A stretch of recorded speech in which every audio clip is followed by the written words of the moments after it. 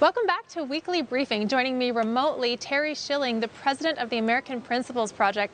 Sir, thanks for joining. I understand you have a lot of initiatives going on right now. And what can you tell us about the state of the American family and the projects that you're working on? Well, first, thanks so much for having me, Christina. These issues are so important, and it's very rare where you get a fair shake.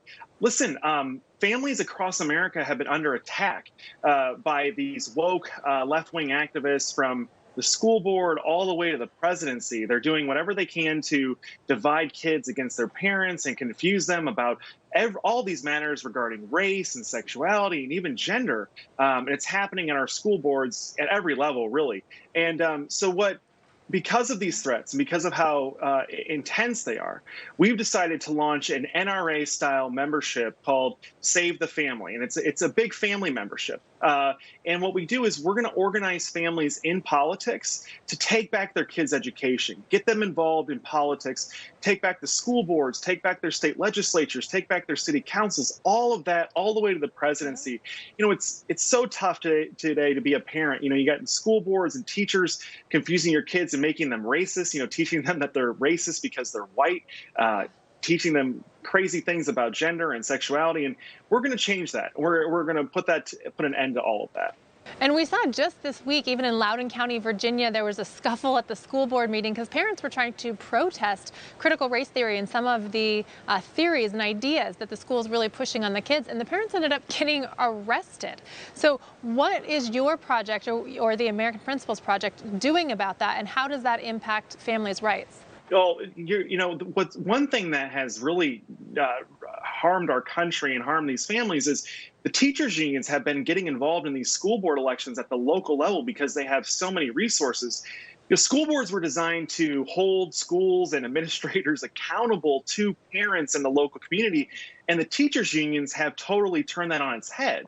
So we have to get parents and families more active and engaged in these school board elections. You know, you look at some of these really important school districts and the elections, and you have turnout that's sometimes less than 5% of all the voters because parents don't know when their local elections are. And it's hard to blame them because it's tough to provide for your families. And, you know, both mom and dad have to work today, but we're changing that by making sure that at a bare minimum, these parents and these family advocates know when their school board elections are, know when all of their local elections are. We're compiling a database. We're going to send text messages to people on the day of the election, a week before the election. We're going to let them know what issues are at stake and why it's important and when to vote.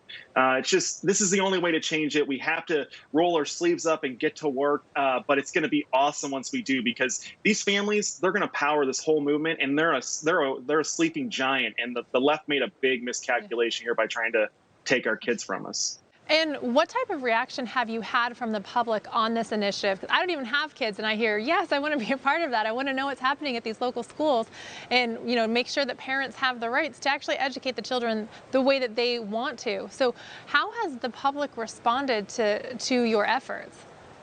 Well, Christina, the response has been a little bit humbling and overwhelming. You know, we just launched a video. That's all we did. I put together a 2-minute video of me with my kids and family talking about how great it is to be a parent, but going over the threats to our family. And just by releasing that video in less than a week, we brought on 2,700 new members to this big family that we launched.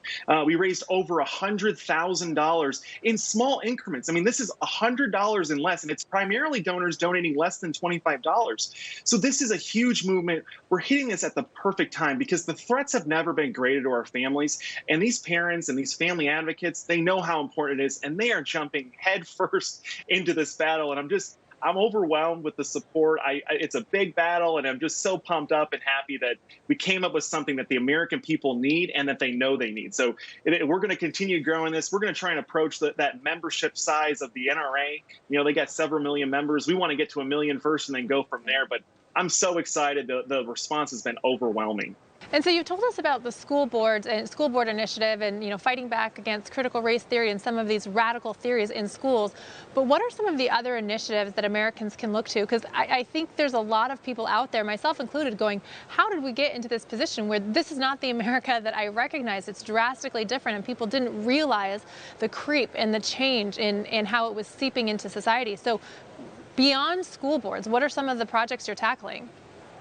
Well, we're going to hold all elected officials accountable, from the local school board all the way to the presidency. So another part of this is taking back the federal government and holding the Biden administration in check.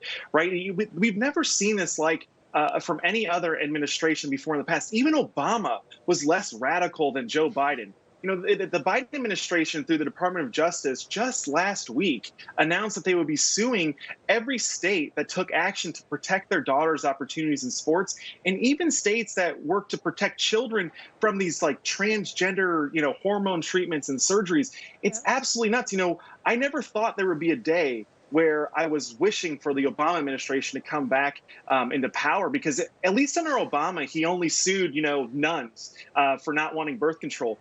Joe Biden's declared war on our kids and our daughters and our women. Like, it's everyone now. Yeah. It's not just nuns. So this is a radical administration. And the first thing we have to do is take back the Congress and take back the Senate, because we have to hold this administration in check, and we have to get them the hell out of power.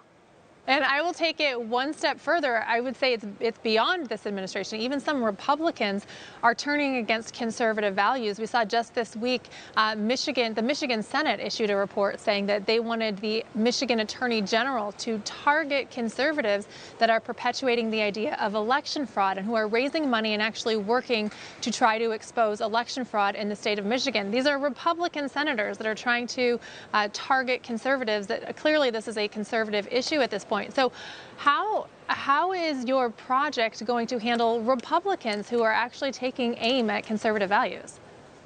Christina, you hit the nail on the head. This is a nonpartisan effort.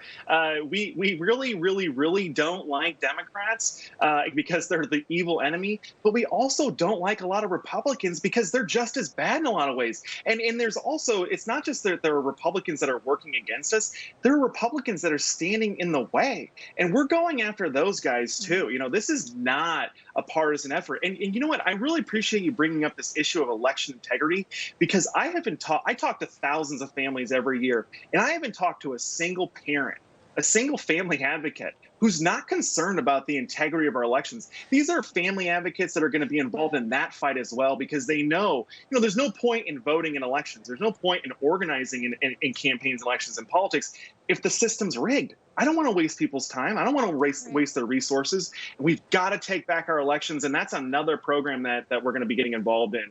And making sure that members of Congress and elected officials are hearing from all of us soon. And I'm kind of putting you on the spot a little bit with this question, but are you providing resources based on both either Republican and Democrat, or either or, who are on how they're voting, and how do people know who to vote for, and how do they know where people stand? Is that something that you guys are providing? Exactly, Christina. So a couple things, right? Not only are we building a database that's going to notify these pro-family advocates and parents about when their elections are, from all the way from the local all to the federal and presidency, we're going to be letting them know who the bad guys are and who the good guys are based on their voting record. So we're going to be keeping track of all these guys. I'm very excited. In the coming weeks and months, we will be releasing a groundbreaking report called Threats to the American Family. I'll be sure to make sure you get a copy of it, because I'd love to come on and talk about it.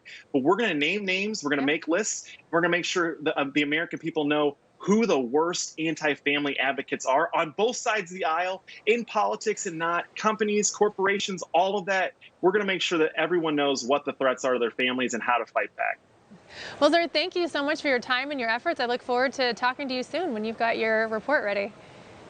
Yep. Thanks, Christina. I really appreciate you having me on.